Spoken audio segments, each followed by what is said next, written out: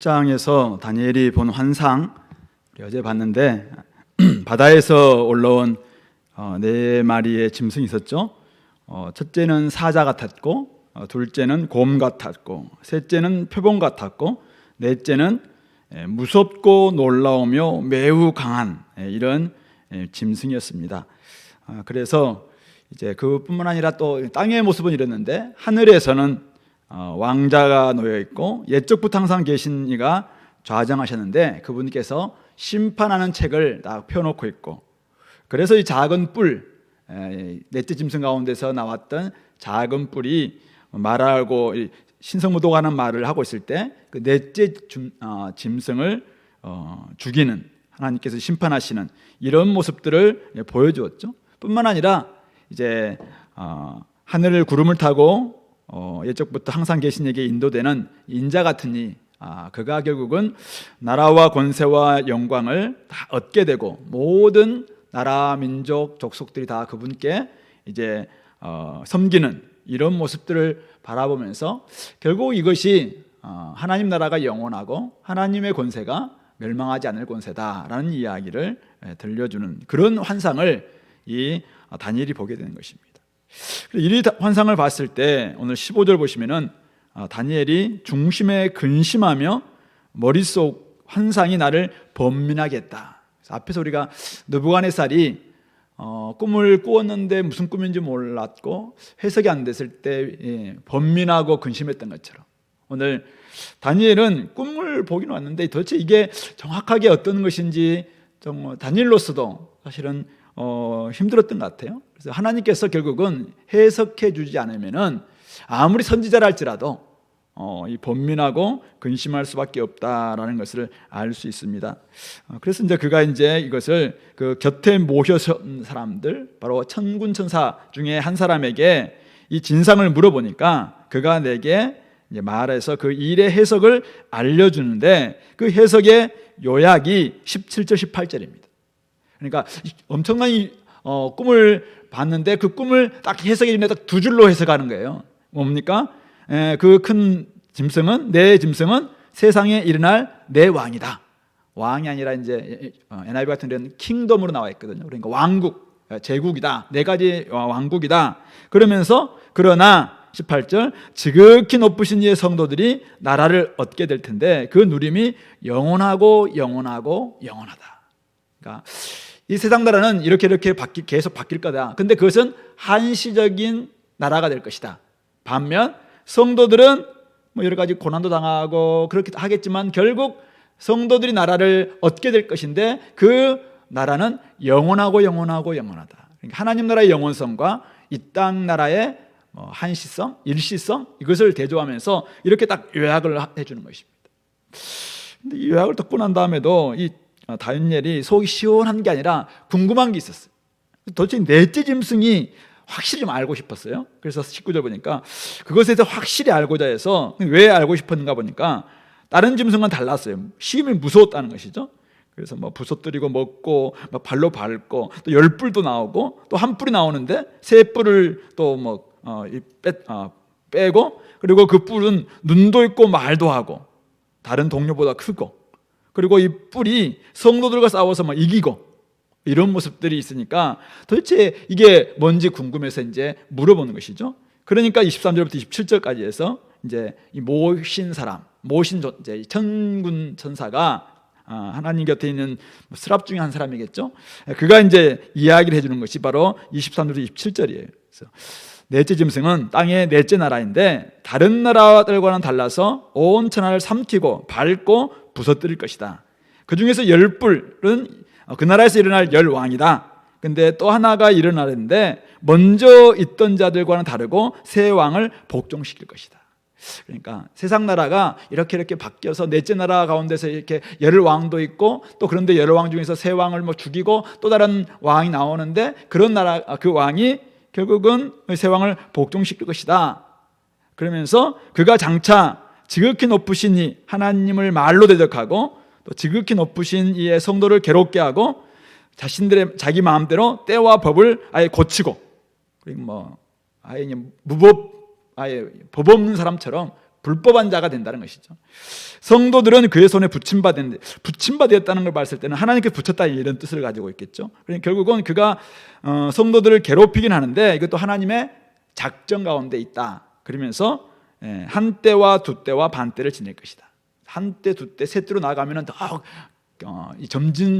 점증적인 고난이겠지만 한때, 두때로 가다가 갑자기 반때로 줄게 되는 이런 때를 지낼 것이다. 그러나 심판이 시작되면, 하나님 심판이 시작되면 권세를 빼앗기고 완전히 멸망할 것이고, 결국 나라와 권세와 온 천하 나라들의 위세는 지극히 높으신 이의 성도들, 바로 거룩한 백성에게 붙임받을 것이다. 그러므로 이 나라, 그의 나라, 바로 하나님의 나라죠. 그 나라가 영원한 나라이고 모든 권세에 있는 자들은 다 그를 섬기고 복종하게 될 것이다. 이런 이야기를 이제 해석을 딱 해주니까 다니엘이 28절 보면은 중심의 번민은 여전합니다. 이런 일 자체가 시원하게 들려주시니까 알기는 알겠어요. 근데 여전히 마음에는 번민이 듭니다. 얼굴빛도 막 바뀌는 거예요. 이게 사실 이렇게 두려운 일이구나 생각하니까 사실은 마음에 기쁨은 별로 없는 것 같아요. 그러나 내가 이 일을 마음에는 간직했다. 결국 하나님께서 이 일을 일으켜 가시는구나 생각하니까 이것을 좀 기억하면서 끝까지 이 일을 잊지 말고 기억하면서 믿음으로 살아야 되겠다. 이런 마음으로 반응했다라고 볼 수 있는 것이죠.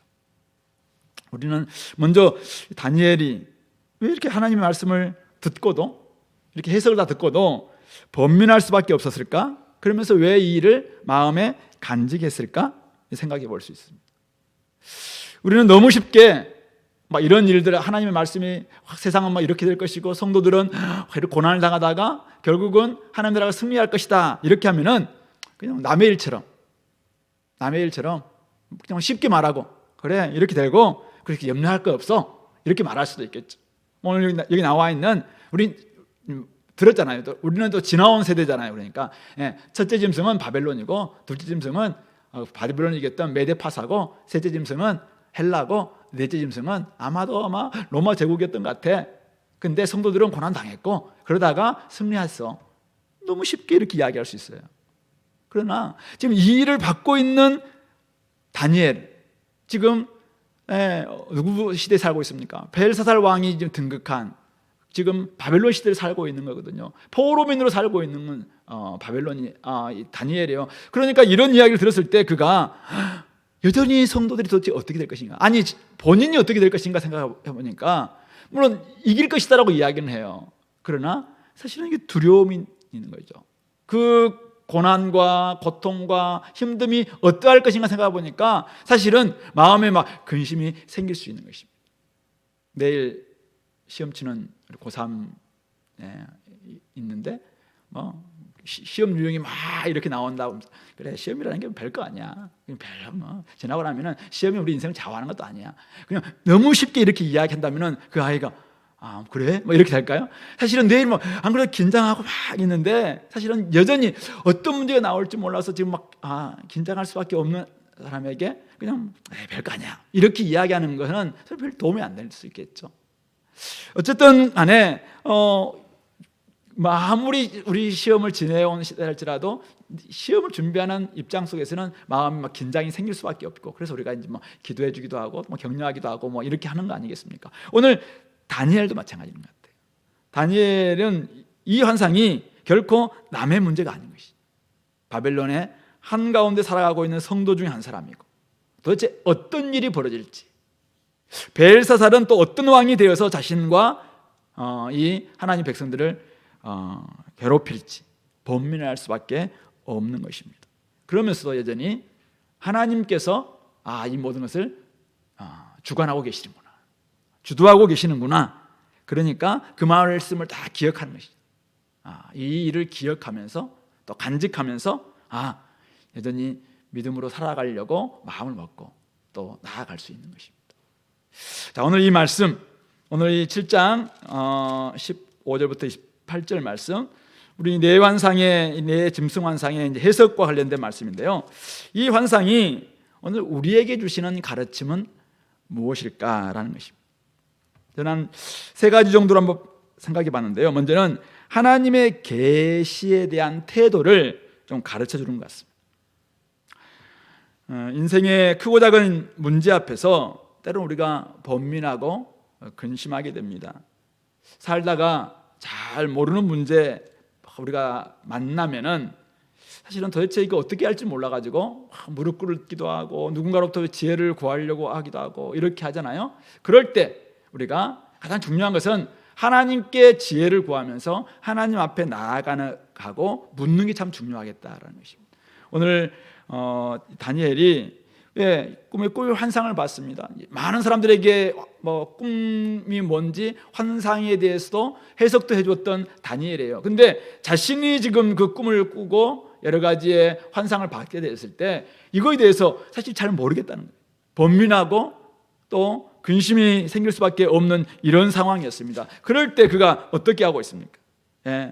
모셔선 사람들, 바로 하나님께 나아가는 것이죠. 하나님께 나아가서 묻고 있는 것입니다. 도대체 이 일의 진상이 무엇이냐? 그 해석에 대해서 알려달라고 이렇게 묻고 있는 것이죠. 또 그가 짤막하게 이것은 이런 거다 딱 간단하게 두 줄로 이야기하니까 여전히 19절 넷째 짐승이 와서 확실히 좀 알고 싶다. 확실히 좀 알고 싶어서 또 이게 묻게 되는 것입니다.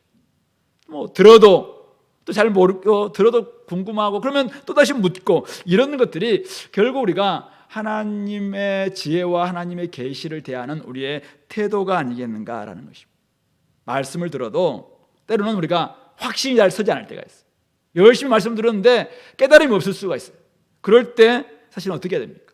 도망치는 게 아니라 또다시 하나님께 나아가서 묻고 하나님 앞에 도대체 이게 무슨 뜻입니까? 아니 머리로 이해가 되는데 도대체 삶에서 이거 어떻게 살아내라는 말입니까? 그러면 또다시 하나님께 나아가서 확실히 알고자 묻는 이런 태도, 이것이 하나님에 대한 또 하나님의 계시에 대한 우리의 태도여야 되겠다라는 것입니다. 그러면 하나님께서는 다양한 방식으로 대답해 주십니다.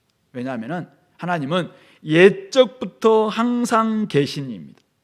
옛날부터 지금까지 항상 계시고 앞으로도 항상 계실 그분이 잘 알겠습니까? 아니면은 몇십 년 동안 몇십 년 다스릴 그 왕이 잘 알겠습니까? 이 시대의 현자라고 하는 이런 사람이 잘 알겠습니까? 아니면은 옛적부터 항상 계시고 앞날까지도 다 통제하시고 통치하시는 그분이 잘 아시겠습니까?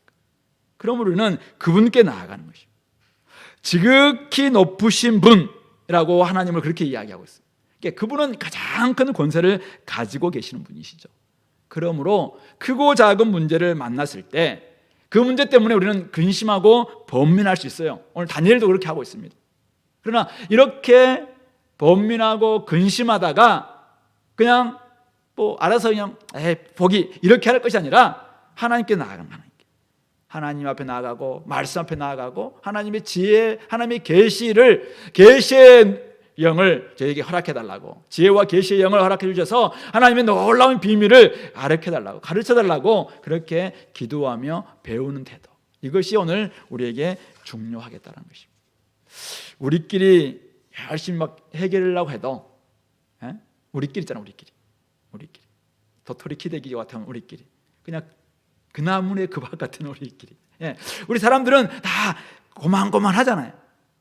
물론 여기서 우리 집단지성을 발휘하면 뭔가 나올 수 있어요. 근데 그래도 안 될 때 어떻게 합니까? 근심하고 번민한 문제가 해결이 안 돼요. 그럴 때 어떻게 해야 됩니까? 오늘 다니엘처럼 나아가서 묻고 또 모르면 또 묻고, 이거 확실히 좀 알고 싶다. 그러면은 다 정말 물어보는 거죠. 그러면 하나님께서 모르나? 저는 좀 그럴 수 있어요. 우리 아이들이 자꾸 이제 물으면 몇 번 이야기했는지 모르냐면서 이렇게 좀 할 수 있는데, 우리 하나님은 다 눈높이 맞춰줘서 하나하나 설명해 줍니다.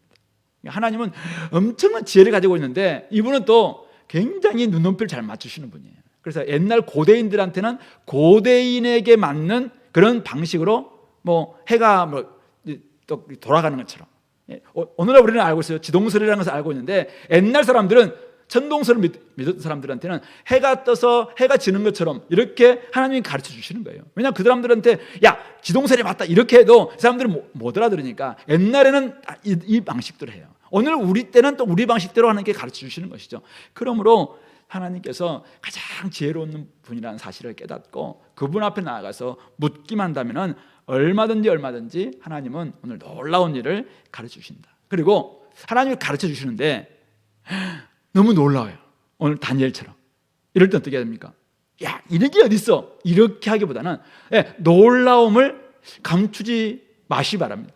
놀라움을 표현하세요. 하나님은 너무 놀라운 일입니다, 이거.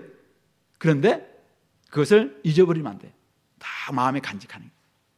하나님이 이 일을 어떻게 일으키실지에 대해서 기이하고 비밀한 방식으로 하나님께 일으킬 거에 대해서 기대하는 마음으로 이것을 간직하는 거잖아요. 마리아가 하나님께서 야, 처녀에게 잉태하여 아들을 낳을 것이다. 네한테 이제 잉태할 것이다. 깜짝 놀란 일이잖아, 이게. 수태고지를 했을 때 그런 게 어디 있어요? 처음에는 혹시 그렇게 했을지 몰라요. 근데 이 일을 마음에 간직했다라고 누가복음에 나와 있어요. 그 일이 도대체 어떻게 이제는 하나님께서 일하실 것인가에 대한 기대감으로 간직되고 있는 것이죠. 우리가 다 이해가 안 되는 부분이 있어요. 그렇죠? 예수님이 땅에 처녀의 동정녀 탄생이라든지 아니면 3일 만에 부활이라든지 기적이라든지 이런 놀라운 일들이 다 이해가 안 되는 일들이에요. 이해가 안 되는 일. 그래서 우리 19세기 때는 한참 계몽주의 때는 이게 다 과학적으로 설명이 안 된다. 이성과 과학적으로 설명 안 되는 건 전부 다 가짜다. 이건 신화다. 그래서 비신화 작업을 다 해서 그냥 성경에서 그런 것도 다 빼냈어요. 그러니까 성경이 거의 걸레 조각이 될 수밖에 없었어요. 기적은 다 제거하니까. 근데 성경에서는 기적이 진짜 하나님의 일인데 이것이 어떻게 될 것인가를 한번 우리가 마음에 다 간직하고 기대하는 것, 이게 굉장히 중요한 태도라는 사실입니다. 그런 점에서 제가 한 권의 책을 여러분들에게 소개해 주고 싶은데요, 브렛 맥클라켄이라는 분이 쓴, 저번에 한번 제가 이야기했어요. 지혜 피라미드라는, 지혜를 얻기 위해서 피라미드가 있다면은 그분이 이야기하는 것은 이거예요. 오늘날 너무나 많은 사람들은 너무 쉽게 정보를 얻고 너무 많이 먹고 너무 빨리 먹으려고 하다 보니까 지나치게 빨리 SNS에서 소셜미디어에서 이것을 빨리 얻으려고 한다는 거예요. 근데 이것은 가장 사실은 하나님의 지혜가 가장 적게 개입되어 있는 부분이라고 그분은 이야기하고 있어요. 그러면서 가장 중요한, 가장 밑바닥에 가장 저변에 깔려야 될 지혜의 보고는 성경이라고 이야기하고 있어요. 성경에서부터 출발해서 하나님의 뜻을 우리가 좀 진득하게 묻고 연구하고 궁구하면서 여기에서 하나님의 지혜를 온전히 얻고 그런 다음에 나아갈 것이 교회, 공동체이고, 공동체는 그런 사람들이 함께 이제는 나눔을 하면서 이렇게 해서 얻을 수 있고, 그래서 그 다음에 자연이고, 자연에서 하나님의 또 일반적인 계시들을 우리가 얻을 수 있고, 그 다음에 책으로 나아가고, 그 다음에 아름다움이라는 미적인 영역으로 나아가고, 그 다음에 인터넷과 소셜미디어로 나가야 된다. 그분이 그렇게 이야기를 하고 있어요. 그래서 그런 점에서 여러분들이 이 성경이 얼마나 중요한가요? 성경은 성령께서 하나님의 그 놀라운 지혜를 오늘 우리에게 정말 찾고 번민하고 고민하는 사람들에게 이것을 묻는다면 하나님은 딴 데가 찾으라는 것이 아니라 성경 말씀, 이 계시, 특별 계시로 우리에게 주신 성경을 통해서 우리에게 다 가르쳐 주신다라고 말씀하고 있습니다. 그러므로 오늘 성령 하나님은 우리 인생에 답답하고 번민하는 문제에 대해서 이 깨달음을 이 성경 안에 다 기록해 주셨습니다. 그런 점에서 여러분들 지금 고민하는 문제가 있습니까? 번민하는 문제가 있나요? 그러면은 하나님 아버지 말씀해 주시옵소서 짠 이렇게 나오는 건 아니에요. 옛날에는 저도 그런 줄 알았어요. 근데 이 말씀에는 다 우리가 원리가 있어요. 그러니까 말씀을 꾸준히 읽고 연구하고 묵상하는 가운데서 하나님께서 오늘 제게 이 필요한 문제들을 좀 달라고 찾다 보면은 그런 가운데 하나님께 우리에게 주시는 지혜가 있다는 사실을 꼭 기억하시고, 우리가 어떤 문제를 만날 때마다, 오늘 다니엘이 문제를 만났어요. 번민하고 고민하는 문제예요. 이걸 가지고 하나님 앞에 나아가서 진지하게 묻고 또 확실히 알고자 물었을 때 오늘 대답해주고 계시잖아요. 그런 점에서 저와 여러분들이 오늘 하나님의 계시에 대한 태도가 어떠해야 될지 다시 한번 돌아보시고 다시 말씀 앞에 나아가시고, 그런 가운데 하나님의 다스림 속에서 지혜를 얻고 그 지혜가 여러분들 삶 가운데서 더욱더 정말 여러분들을 풍성하게 만들 수 있는 그런 은혜가 있게 되기를 바랍니다.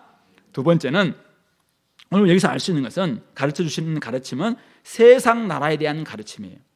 한마디로 말해서 뭐예요?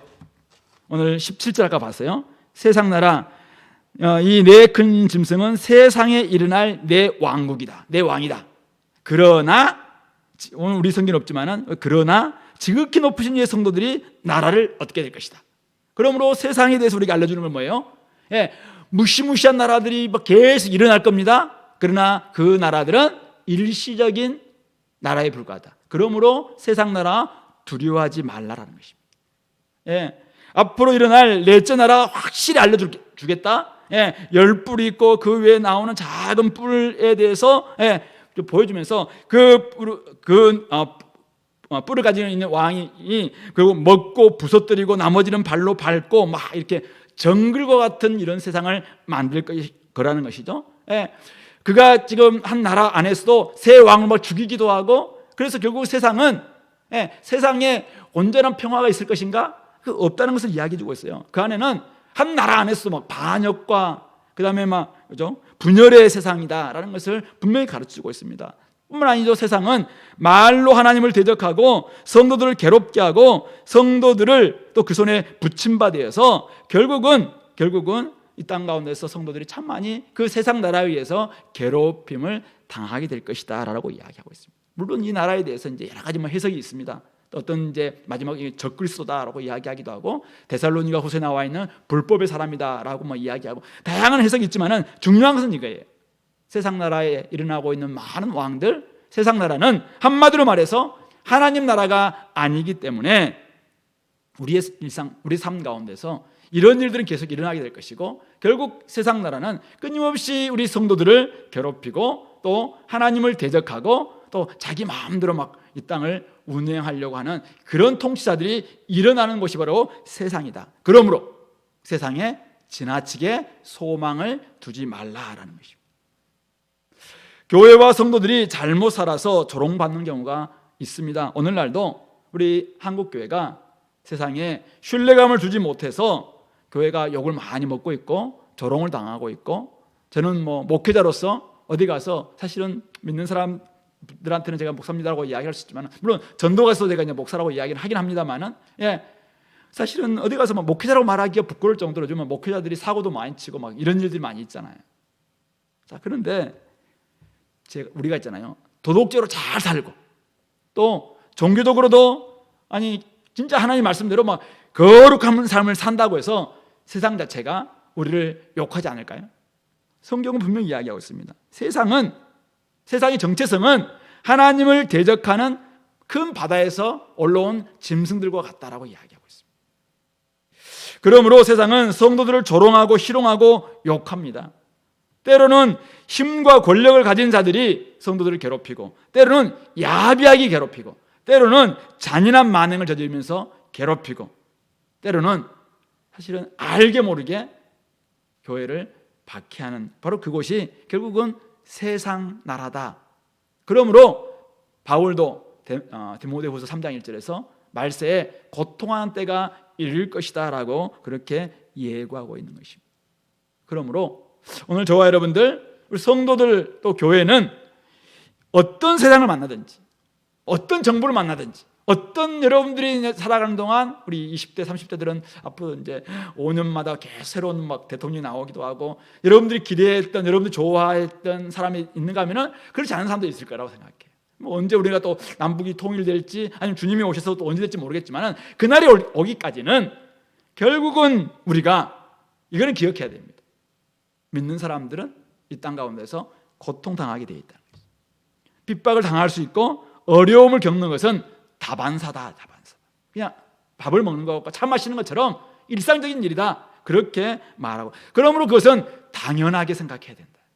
오늘 이 환상은 우리에게 가르쳐주고 있습니다. 도리어 어려움과 고통이 없는 내가 세상에 살아간다는 것, 이것은 도리어 그것이 이상하다.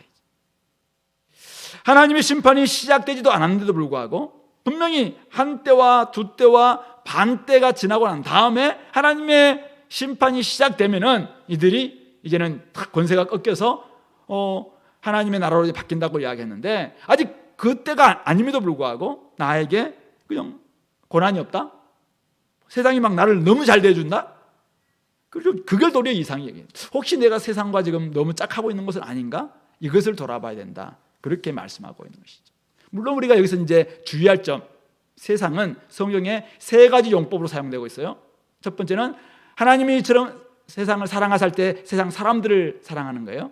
이것은 긍정적인 의미입니다. 하나님은 이 세상을 창조하셨습니다. 하나님 피조세계를 세상이라고도 이야기합니다. 이 두 가지를 이야기하는 게 아니에요. 여기 세상은 이야기할 때 세 번째 세상, 육신의 정욕과 안목의 정욕과 이생의 자랑은 다 세상으로부터 나왔다고 할 때 이 세상은 하나님을 대적하는, 하나님을 거스르는 정욕이 다스리고 있는 그런 세상, 그것을 의미하고 있는 것이죠. 바로 이 세상, 이 세상의 가치를 가지고 다스리는 세상 나라는 하나님의 백성인 성도들을 힘들게 하고 괴롭히는 존재다라는 사실을 깨닫는다면 우리가 너무 세상에게 육신의 정욕과 안목의 정욕과 이생의 자랑을 끊임없이 중요하게 생각하고 있는 이 땅에 여러분들의 가치를 너무, 마음을 너무 둬서는 안 되겠다.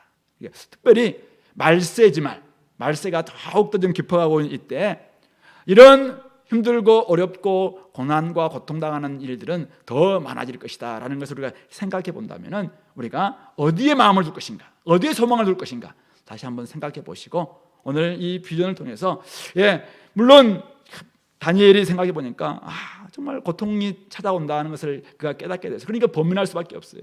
그렇죠? 벨사살 왕이 딱 등극을 했는데 이 나라 어떤 나라일까? 나름대로 이 환상을 가지고 분석하지 않았겠습니까? 첫째 짐승일까? 둘째 짐승일까? 셋째 짐승일까? 그러나 결국은 마지막 짐승, 넷째 짐승 때 또 10뿔이 나오고 3뿔을 막 죽이고 1뿔이 나올 텐데 그런 시대가 점점 더 도래하게 될 것이고 결국 성도들은 더 괴롭힘을 당할 수밖에 없는 이런 세상이 도래하는 것이구나 생각하니까 다니엘로서도 번민하고 고민스러울 수밖에 없는 것이죠. 그러므로 오늘 저와 여러분들 주님이 오시는 그날까지, 아직도 하나님 나라가 이루어지는 그날까지 여전히 땅 가운데는 고난이 있다라는 것을 우리가 생각해 보시고, 물론 우리가 이제 어떤 시대가 딱딱딱 끊어지진 않아요. 세대주의는 이제 어떤 시대에 딱딱딱 끊어진다고 하지만은 우리는 그렇게 보는 건 아니에요. 같이 상존하고 있습니다. 고난과 하나님의 주시는 그 영광이 함께 상존하는 이런 세상에 우리가 살고 있으니까 우리에게 고난이 분명히 있다는 거예요.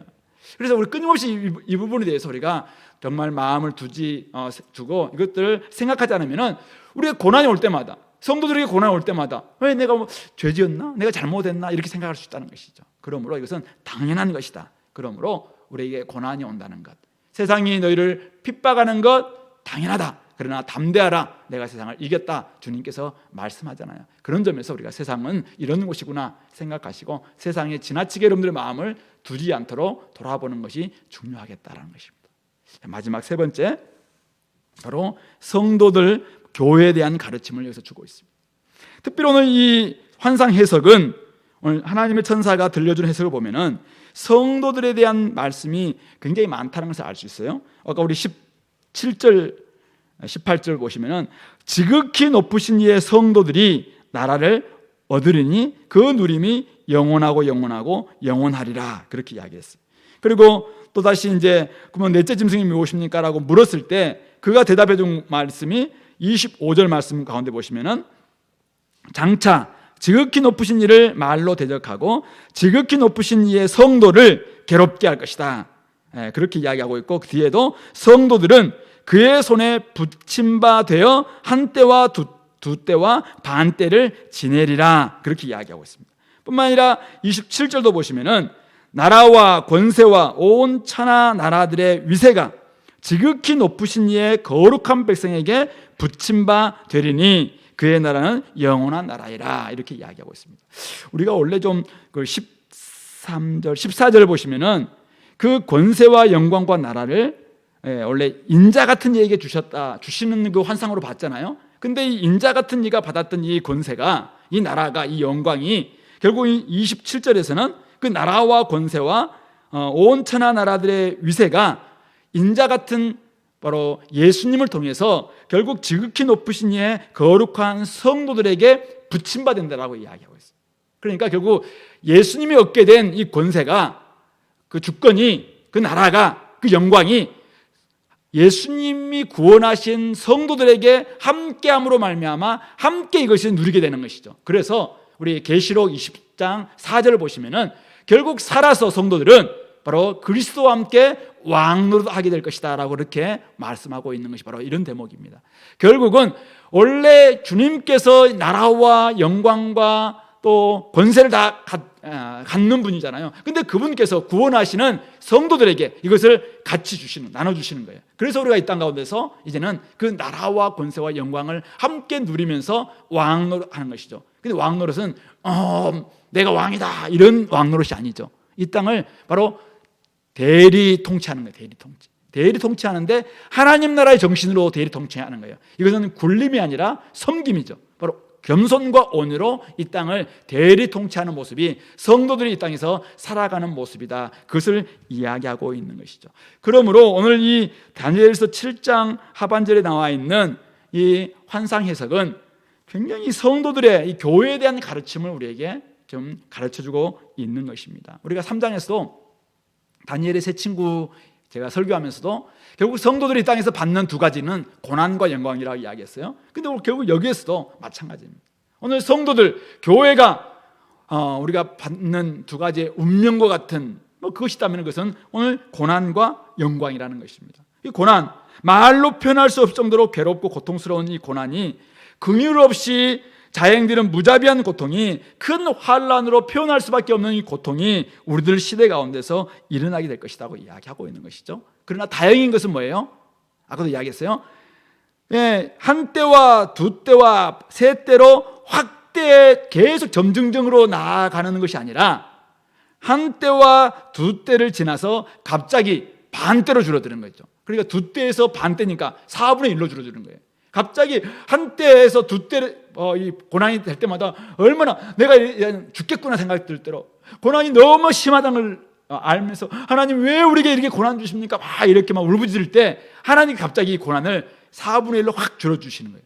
그리고는 때가 되어서 하나님께서 이 고난을 없애고 결국은 우리의 눈물 흘리는 눈에서 다 눈물을 닦아주시면서 이제는 하나님 나라가 완성되는 이런 모습으로 변화될 것이다. 그렇게 말씀하고 있는 이 성도들의 고난이 이 땅 가운데서 분명히 있지만은 이 모든 고난도 하나님의 통제 안에 있다라는 것을 말씀해주고 있죠.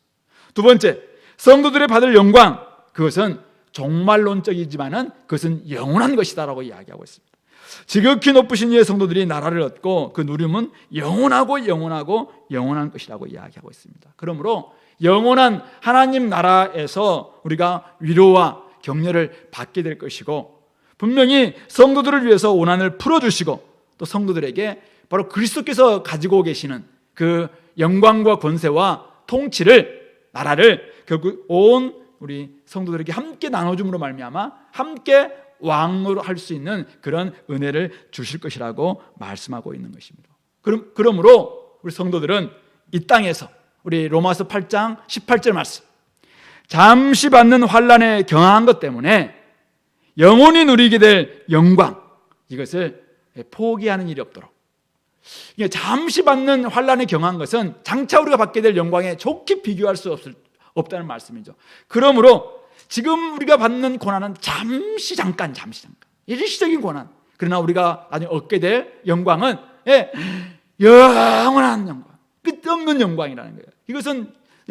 이건 너무 경한 것이지만 그것은 진짜 중하고 가치롭고 영원 무거운 바로 그것인 것이죠. 그러므로 그걸 생각해 볼 때 성도들이 이 땅에서 잠깐 받는 고난 그것 때문에 우리가 얻게 될 영광을 포기하는 일이 없도록 그것을 하찮게 여기는 일이 없도록 그것을 경히 여기는 일이 없도록 다시 한번 우리 자신들을 돌아보면서 영광스럽게 받길 그날을 소망하며 이 땅 것을 믿음으로 계속 살아내는 것이 중요하겠다는 말씀이죠.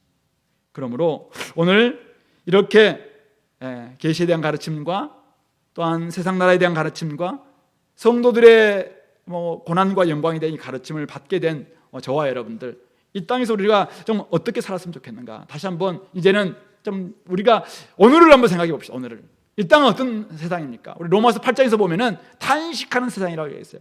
피조물도 빨리 자기들을 막 이렇게 이 고통에서 좀 벗어나게 되려고 탄식하고 있고 우리도 이미 첫 열매를 받은 성령의 첫 열매를 받은 우리도 빨리 좀 양자들 몸의 구속을 생각하면서 탄식한다고 이야기하고 있고 우리 성령께서도 우리를 끝없는 말할 수 없는 탄식으로 우리를 친히 막 간구하시면서 너희들 이 땅 가운데서 정말 포기하지 않고 끝까지 몸의 구속 그날을 생각하면서 나아가도록 말할 수 없는 탄식으로 우리를 도우시는 삼중적인 탄식이 있다고 했어요. 피조물도 탄식하고 우리도 탄식하고 성령님도 탄식하는 이런 세상이 있죠. 자, 그렇다면 이 땅이 탄식하는 세상이에요. 고통하는 세상이에요. 고난이 많은 세상이에요. 그렇다면 우리는 빨리 이 고통 많은 세상을 벗어나는 것이 맞는가 이거죠. 아니, 탄식할 수밖에 없는 이 땅 빨리 벗어나야 되는 거 아닌가? 근데 성경은 그렇지 않다고 이야기하고 있습니다. 하나님 나라는 승리합니다. 성도들은 그 나라에서 주님과 더불어 영원히 왕노릇할 것을 기억한다면은 그 다음에는 이제 그렇다면은 빨리 죽어라, 빨리 주님께 나아가라. 물론 바울은 지금이라도 빨리 주님과 함께 있기를 소망하는 그 마음이 많았어요. 그러나 여러분들 성경을 읽어보세요. 곳곳에 우리가 그런 소망을 가지고 이 땅을 살아가는데 이 땅 그렇다면은 이 땅은 죄 많은 땅이니까 빨리 벗어나서 천국 가라 이렇게 이야기하는 데는 거의 없습니다. 나머지는 지금 이 땅에서 어떻게 살 것인가 다르게 살아야 된다는 걸 이야기하고 있어요. 지금 이 땅에서 우리는 주를 기쁘시게 할 것이 무엇인가를 시험하여 보라, 시도해 보라. 우리 에베소서 5장 10절 어리석은 자가 되지 말고 주의 뜻이 무엇인가를 이해하면서 이제는 성령 충만한 가운데서 새롭게 살아내라. 지금은 이 땅에 살아오고 있는 지금은 기다림의 시간이에요. 인내의 시간이에요. 막연히 기다리는 시간이 아니라 여기에서는 다른 삶을 살아내면서 다른 새로운 관계를 만들어내면서 이제는 몸의 구속과 몸의 부활을 기다리는 바로 삶의 여정이 지금 여기에 우리의 삶이라는 것입니다. 그러므로 우리는 그리스도와 함께 왕노릇하면서 나중에 왕노릇할 거예요. 근데 살아있는 지금부터 우리는 왕노릇하면서 대리청정하면서 대리통치하면서 군림하는 자세가 아니라 이제는 겸손하게 섬기는 자세로 온유와 겸손으로 새로운 관계를 만들어 가야 됩니다. 그래서 바울이 5장에서 에베소서 5장에서 이야기하는 것이 바로 뭡니까? 부부 관계, 남편과 아내 관계. 옛날에는 진짜 여성들 이름도 없었고 뭐 가치도 없었고 서로 뭐 존중하고 이런 게 어디 있어요? 근데 그리스도를 경외함으로 말하면 피차 서로 존중하고 존경하는 것, 바로 그것부터 출발해서 새로운 관계를 만들어내고 있습니다. 아버지와 자녀의 관계도 마찬가지예요. 부자 관계도 새로운 관계를 만들어내고 상정과 종의 관계도 당신은 노예 사회 아닙니까? 그런데도 불구하고 새로운 관계를 만들어 놓고 있어요. 이런 모습들이 오늘 우리 삶 가운데서 이제는 재현되어야 된다는 말씀입니다. 그런 점에서 오늘 저와 여러분들은 먹는 것에서부터 무조건 많이 먹는 것 좋지 않습니다. 먹는 것에서부터 환경보호까지 하나님께서 피조세계를 새롭게 변화시킬 거예요. 하나님 창조하는 이 세계를 하나님께서 새롭게 만드실 것이라고 마음을 새롭게 하노라. 계시록에서 나온 말, 새 하늘과 새 땅을 우리가 이제는 내려온다고 이야기하고 있습니다. 그런 점에서 오늘 우리가 다른 가치를 가지고 이 땅을 살아내는 것, 이것이 필요하다는 것입니다. 잠시 편하게 살기 위해서 짐승의 뿔 같은 세상 권력에 굴복하지 말고, 이 땅의 가치에 굴복하지 말고, 이 땅의 세계관에 굴복하지 말고, 이 땅의 그냥 자랑에 굴복하지 말고, 성도의 노래에서 나온 것처럼 환난과 가난과 고난, 수고로움 속에서도 믿음을 지키는 성도가 되어서 새로운 관계를 만들어내는 거예요. 주님께서 뭘 기쁘시게 할 것인가 생각하면서 이제는 내가 직장 생활에서 어떻게 하면 이곳이 하나님 나라로 만들어 볼까? 그런 모습 가운데서 내가 섬기는 거예요. 가정, 어떻게 하면 우리 가정이 하나님 나라의 가치가 만들어지는 그런 가정이 될 것인가? 여기서 한번 섬겨보는 거죠. 남편과 아내가 진짜 막 섬기는 거잖아요. 우리 자녀들을 어떻게 하면 올바른 하나님 나라의 백성으로 키워볼까? 여기에서 철저히 섬기는 가운데서 그런 하나님 나라를 만들어가는 것이고, 학교 생활에서도 그냥 공부만 잘하는 것이 최고인 것이 아니라 이 안에서는 서로 모험도 되기도 하고 섬기기도 하고 친구 관계도 정말 우정을 만들어내고 욕설도 하지 않고 진짜 정직과 이것을 만들어내는 이런 학교를 만들어 보기도 하고, 이렇게 한다면은 무명하나 유명한 자가 될 것이고, 죽음의 위기 속에서도 생명을 가졌고 근심하나 기뻐하며 가난하나 다른 일을 부욕해 하는 성도의 정체성. 우리 성도의 노래에서 이야기하고 있는 가사, 제가 정말 너무 마음에 와닿는데요. 그런 가사가 그대로 우리 삶 가운데서 정말 발휘될 수 있도록 그렇게 살아내는 것입니다. 이것이 바로 우리가 이 땅에서 부활을 살아내는 거예요. 이미 우리는 부활의 첫 열매를 우리가 받은 사람들 아닙니까? 근데 우리는 그날을 지금 소망하는 사람들이에요. 근데 그리스도와 함께 이 땅에서 왕노릇하면서 우리가 그날을 지금 기다리는 것입니다. 빨리 죽어서 천국 가는 것, 뭐 그럴 수도 있어요. 그러나 사실은 성경은 그렇게 이야기하고 있지 않습니다. 우리 영혼과 육신을 자꾸 분리시키는, 이것은 성경 찍지 않습니다. 거룩한 것과 세속적인 것을 자꾸 분리시키려고, 물론 세상 나라 아까 이야기했어요. 하나님을 대적하는 세상은 악한 거예요. 그러나 하나님이 창조한 세상은 악한 게 아닙니다. 그래서 이런 세상을 자꾸 우리 영혼과 아닌 세속적인 것과 이 거룩한 것을 자꾸 분리시키려고 하는 이 성속 이원론 또는 영육 이원론, 이런 가치는 사실은 헬라 철학에서 나온 것이지 기독교적인 것이 아니라는 거예요. 그런 점에서 우리는 다시 한번 우리가 이 땅의 우리 일상들, 여러분들 밥 먹는 것에서부터, 우리 사실은 주일날 이야기 할까 말까 하는데, 주일날이 일회용 사실 조금 제가 너무 불편해요. 좀 빨리 좀 우리 각자 여러분들 집에서 용기 다 들고 오세요. 그래서 지금 우리가 설거지 때문에 어쩔 수 없이 청년들을 좀 도와준다고 일회용 쓰고 있는데, 완전 사실은 너무 많은 일회용들이 매주만 나간다는 것은 사실은 기독교적 입장에서 저는 옳지 않다고 봐요. 그런 점에서 청년들도 집에서 용기 다 들고 오세요. 와서 그냥 그것도 밥 퍼 먹고, 나중에는 조금 한 100명 정도만 된다면 청년들이 우리가 설거지 하는 거죠. 아니면 제가 좀 할까요? 그렇게 해서라도 저는 일회용 너무 좀 많이 이렇게 하는 것은 옳지 않다고 보는 거거든요. 이런 것에서부터 출발해서 하나하나를 한번 바꿔가는 거잖아요. 이것이 결국은 이 땅에서 우리가 기독교적인 가치를 결국 드러내면서 우리가 그리스도와 함께 왕노릇하면서 다른 사람들을 섬기는 이런 모습이 아니겠는가 생각해 보는 것입니다. 그러므로 성도들은 이 땅에서 고난을 받으나 영원한 하나님 나라를 사는 사람들이다라는 사실을 기억하시기 바랍니다. 주님의 권세를 의지해서 영원하신 하나님 나라에 자신을 투자한 사람들이다. 그렇기 때문에 하나님 나라를 위해서 내가 이제는 살아가는 그런 사람들을 되어야 될 줄 믿습니다. 그것 때문에 세상에서 흘리는 눈물이 있을 것입니다. 그러나 저기 나와 있는 것처럼 그렇게 하는 가운데 여러분들이 수고하는 모든 것들 주 안에서 결코 헛되지 않을 줄 압니다. 한 자녀를 위해서 여러분들이 애쓰면서 흘리는 그 눈물, 공동체를 회복시키기 위해서 여러분들이 수고하면서 흘리는 그 눈물, 그리고 이 땅을 정말 하나님의 창조 세계로 온전히 만들기 위해서 여러분들이 흘리는 그 눈물, 가난하고 정말 헐벗고 힘든 사람들을 구제하면서 여러분들이 정말 수고하면서 흘리는 그 눈물, 외국인 노동자들과 외국인 유학생들을 전도하면서 그들에게 복음을 전하면서 흘리는 그 눈물들, 그 수고들 결코 헛되지 않는다는 사실이죠. 그런 점에서 강하고 무서운 세력도 하나님 앞에서는 아무것도 아닙니다. 결국 하나님 나라가 승리하고 성도들은 결국은 그 나라에서 왕노릇할 것이고 그 나라의 누림을 영원할 정도로 우리가 누리게 될 것이라는 사실을 깨닫고 그 누림을 지금 가져와서 현재를 잘 한번 누려보시기 바랍니다. 그런 가운데서 우리 삶이 작은 천국이 됐으면 좋겠고, 그런 가운데서 이 삶이 정말 보람 있구나, 이런 마음을 가지고 살아내는 것, 그것이 바벨론에서 살아냈던 다니엘의 삶이고 오늘 우리가 이 시대에 살아내는 우리의 삶이 되어야 될 줄로 믿습니다. 그런 점에서 우리 다시 한번 우리가 새로운 표정을 내어서 이제는 성도로서 이 땅에서 하나님 나라를 누리는 것 때문에 내가 고난받을 수 있겠구나, 그러나 이 고난은 짧게 끝날 것이고 결국 영원한 영광이 있을 것이다 생각하면서 정말 내가 그 나라를 생각합니다. 그 나라를 생각하며 이 시대를 잘 참고 나아갈 수 있도록, 내일 시험 치는 고3도 지금까지 수고했던 모든 수고 이제는 다 주님께서 또 언젠가는 새로운 모습으로 우리를 회복시킬 것이다 생각하면서 오늘 주님께 위로받고, 또 나중에 우리의 삶이 내일로 끝나는 것이 아니라 마지막 그날을 생각하면서 그날을 우리가 오늘을 누릴 수 있는 우리 공동체 다 될 수 있기를 말씀으로 권면드립니다. 같이 한번 기도합시다. 여러분들에게 주셨던 메시지가 무엇인가요?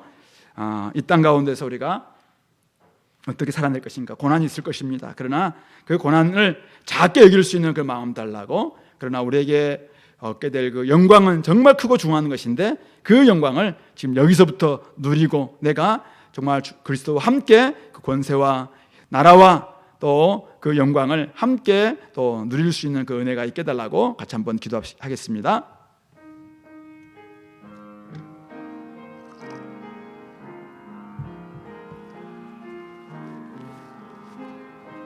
하나님 아버지, 우리의 삶에 정말 주님이 계셔서 얼마나 감사한지요.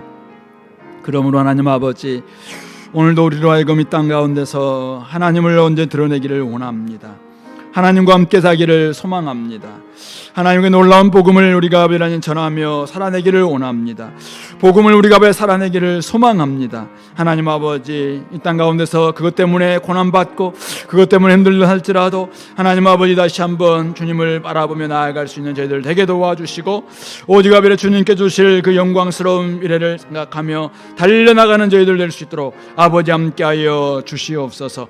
하나님 아버지 땅을 살아갈 때 번민하고 근심하는 문제가 할 때마다 다시 한번 주님 앞에 나아가서 아버지를 묻게 도와주시고 아버지를 찾게 도와주시고, 그럴 때 하나님께서 우리에게 대답하시는 것을 깨닫게 도와주시고, 그 일이 아버지 다 이해되지 않는다 할지라도 하나님 아버지 마음에 간직하고 여전히 아버지는 주님께서 어떻게 일하실지를 기대하며 나아가는 저들에게 도와주시고, 아버지는 짧은 고난과 아버지는 긴 영원한 영광이 우리 삶에 온전히 있다는 것을 깨닫고, 오늘도 아버지가 그렇게 살아내는 하나님 나라의 백성들이 다 되는 우리 성도들이 다 될 수 있도록 인도하여 주옵소서.